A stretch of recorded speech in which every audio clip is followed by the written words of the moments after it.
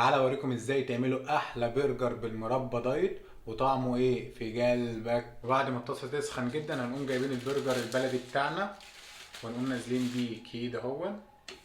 وانا مش حاطط اي دهون على الطاسه، هستخدم الدهون اللي في البرجر. عشان كده سخنا الطاسه كويس عشان خاطر البرجر ما يلزقش. ويا دوب دقيقتين ونقوم قلبينه على الناحيه التانيه كده.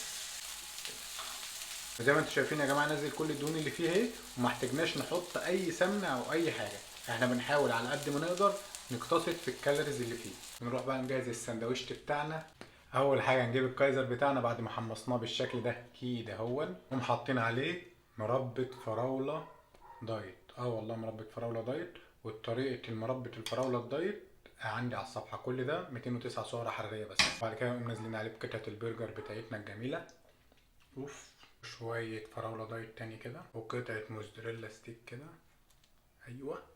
ننزل عليه بالقطعة التانية. اوف يا جماعة، بصوا بصوا العظمة. بسم الله كده وندوق. ايوه.